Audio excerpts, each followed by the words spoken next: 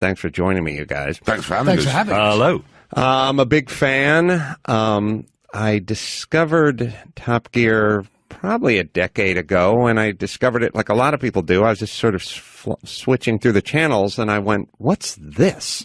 It's the same thing I had with Goodwood Festival of Speed about 15 years ago. I just stumbled into it on TV, and I went, what's going on here? I've not seen anything like this. And I was hooked ever since.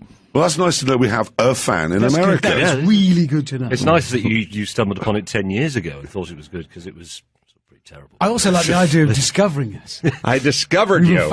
Yes, and you guys, well, let's talk about the growth and how the show evolved. I've got rid of it. Yeah, it's cleared up tree. Is it benign? It was, yeah. Growth is benign.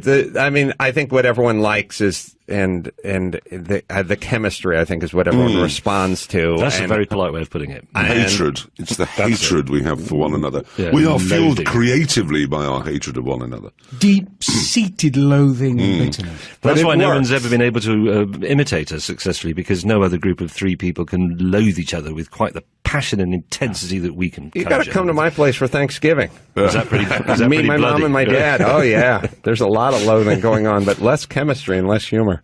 It is, well, chemistry, everybody imagines that chemistry is a good thing, but TNT is chemistry. It is. Yeah, You know, there's all sorts of... Well, let's So is hydrogen peroxide. We'll call it a je ne sais quoi. It's for some reason people are attracted to the relationship that you guys have and the roles that you play. Maybe it's just gratitude that they don't have. And one like I that, think but- when you try to recreate it in the lab, meaning we're going to cast this guy and cast that guy and shove them together, it's doomed for failure because it can't really be created in a lab. It just sort of has to happen. The weird thing was, because of the way we were at the BBC, the way it works at the BBC is decisions get taken very slowly, so you have time to evolve. They don't really notice that you're terrible for years and years and years.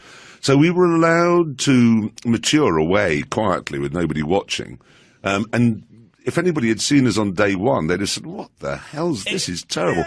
By the time anybody was looking, which was when Richard had his terrible accident, and that's when everybody said, well, have a look at this programme where people are nearly killing themselves. And then, by that stage, we'd already got a chemistry, as everyone describes it, and it went from strength to strength after that. So you should have another accident now, because that does boost ratings. Yeah, it's time. Richard was in a rocket car or jet car. I think it was a rocket car. Yeah. And it was up over 300 miles an hour, I think, when tire blew. Yeah, it did. And here we go. I could have held it. There you go. I could easily have held it. I watched the onboard. Yeah, he took the cowardly way out by rolling it several dozen times. Yeah, exactly. Yeah. See, I watched Hammond play a video game yesterday, and the signs were there already, to be honest. Well, Weaving about. It's funny. I mean, it's funny, but it's not funny. I'm in that position too on occasion, and so is Jay Leno. You know, who just had the Hemi under glass roll a few times. There's this weird sort of protection that you think that the cameras offer. Or somehow that, hey, we're doing this. We've learned that one several times around over the years, that just because you're on TV doesn't mean things can't go wrong. Oh, no, I still think they do. When we drove to the North Pole and the ice was creaking, that was. I mean, actually, you could hear the ice creaking as we drove this. You had a pickup full of gin. Exactly, 2.5 ton pickup truck with 2.5 tons of gin and tonic in it, and a tent. And you could hear the ice creak, and I was thinking, yes, but we're on television, so it's actually going to go through. But actually, it could. Yeah. And I remember there was a terrifying moment when I said to him, Clarkson that is, I said, it's okay, they have put an emergency hammer in so that if it starts going, you break the windows, you know, one of the ones with the very point in time and tip. Sure. And it was on the ceiling, but it was only at that point as I reached up, I realised they'd cable tied it to the ceiling, and there was no way in a million years you could get it off. Every time I look at the Sky Mall and they show you those little hammers for breaking the windshield in case the car goes Chappaquiddick, that's American reference, into the bog. And then there's also a thing that you can cut your seatbelt off. Yes. I always realize if I ever purchase that, I will definitely go ass over tea kettle into a body of water, and my last thought will be, that thing's in the fucking trunk. Yes, that'll be the last thought I have. It will be in the car. The paramedics will find it when they drudge it. I've got one, and mine's in a drawer in the kitchen. There was a marvellous moment. Then you'll be killed in your kitchen with it by your wife. There was a marvellous moment way back when I have a passionate loathing for all forms of health and safety. Everybody should sign a document at the age of 16 saying, I'm entirely responsible for my own actions, and then just get on with it. But anyway, when I was driving these three-wheeled Reliant Robins once, and health and safety made me have one of those little hammers in the car, because in case it rolled over, I would be able to break the window. But they didn't secure it in any way, and when the car did roll over, it shot past my face at 300 miles an hour with a pointy bit. I thought, I could have been killed by the only safety device they put in the car. Well, when we did the pilot for the American Top Gear, which I was a part of, which is a very long story, but Jeremy at some point pulled up in a Callaway Corvette on a landing strip somewhere. That was out near here, wasn't it? Yes. It was somewhere in Orange County or somewhere, wasn't it was at an old Air Force base. It was. And Jeremy came in and was very complimentary and was very, very nice to meet the man. But I remember some of the things... I remember I had an unbelievable hangover that day. No way. Yeah, no, I did. I can remember that day. I was absolutely broken that morning. One of the things we had was some sort of challenge where you run the garbage gauntlet and they set up old washing machines and garbage cans and don't touch the steering wheel and see how far. And they said, you go first, Adam. And I said, okay, so what's the deal? Well, you hit the line at 40 miles an hour. Hands off the steering wheel and see how far your car will make it before you run into whatever the debris is on the right or the left. And I said, okay.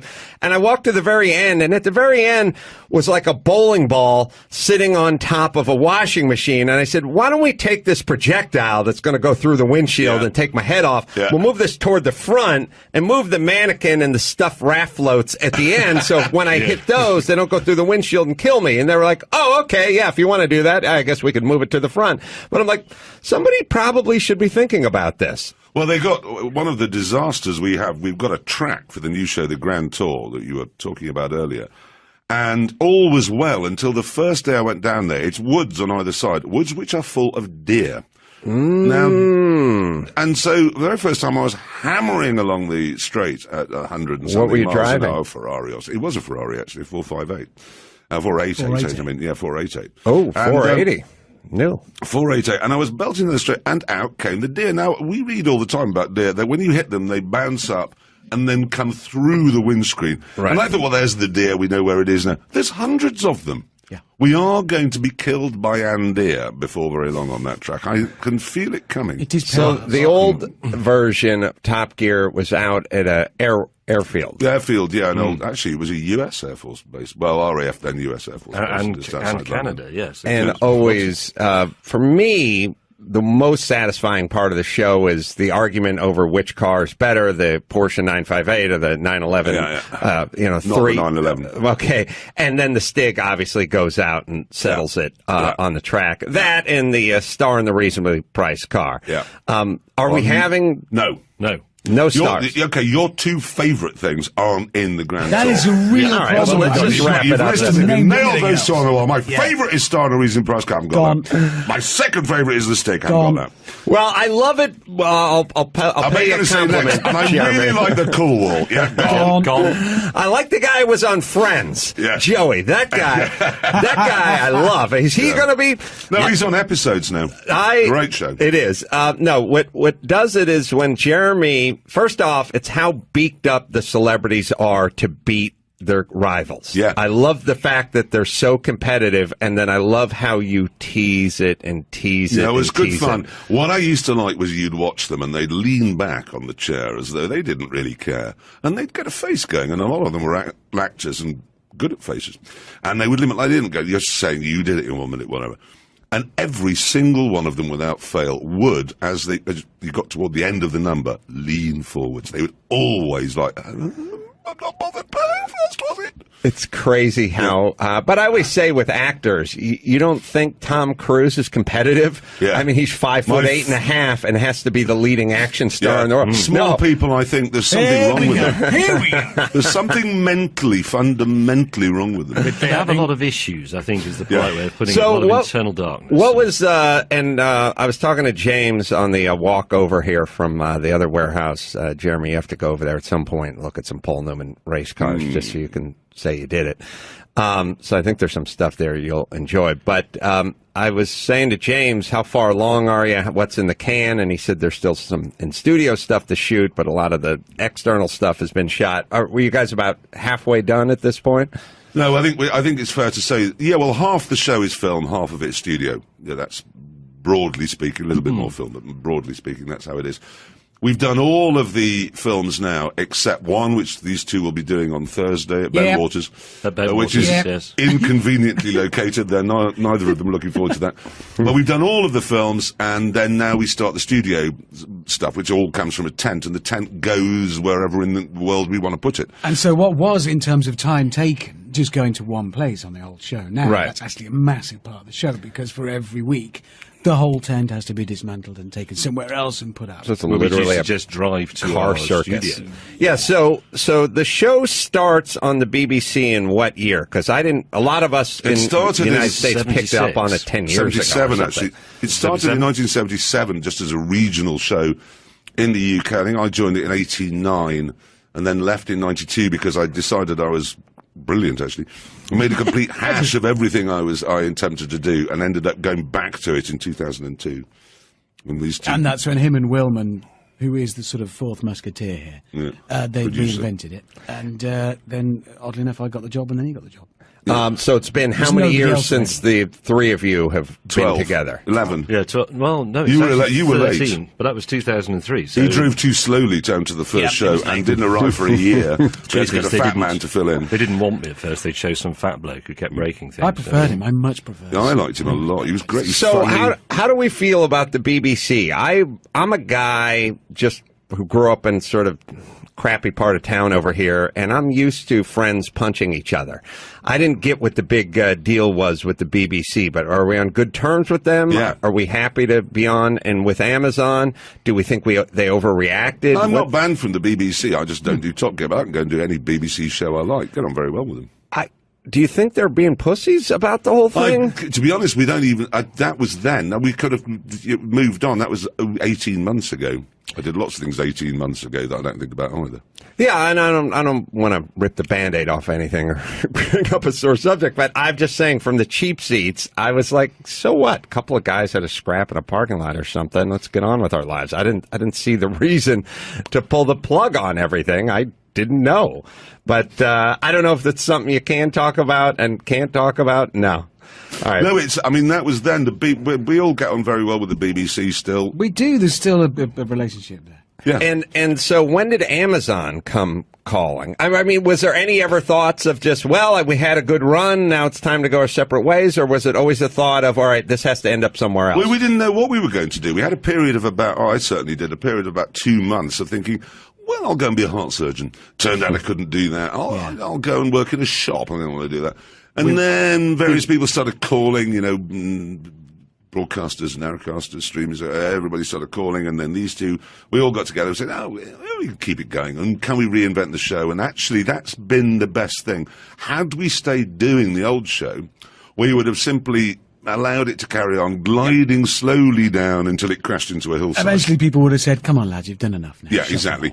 But because we've now been forced to reinvent it, it's tremendous. It's like we have been doing cottage pie, we're now doing shepherd's pie. It's like sort of still comfort food, but slightly I'm from different. North Hollywood. Yeah. I don't know what that means. No, I know what you're saying. Okay, it was a burrito. Talk about spotted dick while you're at it. Now it's what is another burrito? It's but with a changed. different filling. It was a chicken burrito. Now it's a steak burrito. There you go. Not yeah. even that Maybe, different. yeah, we'll go with that. We'll go Okay. with that. So What is a burrito? I've no idea. But It's you a can have with wrappy up chicken, Mexican thing. chicken or steak. We don't know what grits are either. That was the it's other. like when you're eating dinner and you're thinking this isn't phallic enough. That's Somebody invented a burrito so that you could. It's like a hot dog. It's like a giant hot dog with a tortilla around it, although you may say tortilla. But let me ask this, and what are the changes? Can we talk about some of the format? Well, no, because we never do, actually. We keep things a surprise. I think that's the best way. So there are new elements to the show, but whenever we set off and say, right, here's the film, it's still us three. I'm still bombastic, he's still short, and James is lost and slow.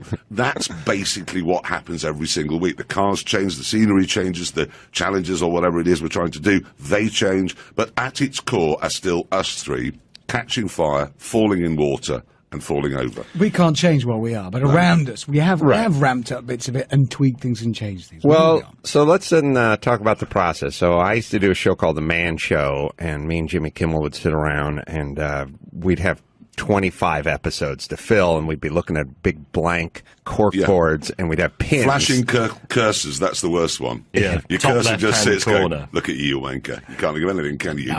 Yeah, and you think, all right, so now what do we do here? We take a trip here, we do a test there. Like, how do we do this? So you guys with the writers, creators, producers, What writers? There are no what writers. writers? Okay, What wardrobe? with, What health with and safety? folks, This is sit it. around and go, wouldn't it be a good time to go? Wouldn't it be fun? We should go to the Nürburgring.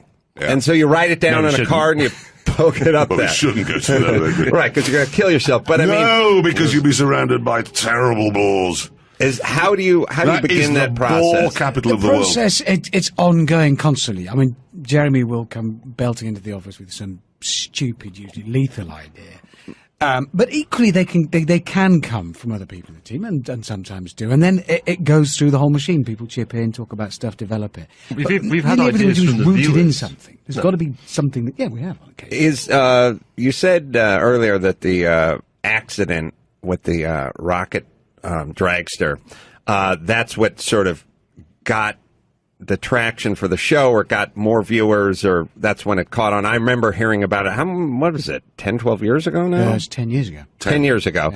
That's when it kind of broke out because it we made used the to get news? about 3 or 4 million viewers a week in the UK. It was mainly a UK show then. And then that got huge coverage. I mean, nobody had seen the show really, but somebody on television had hurt themselves.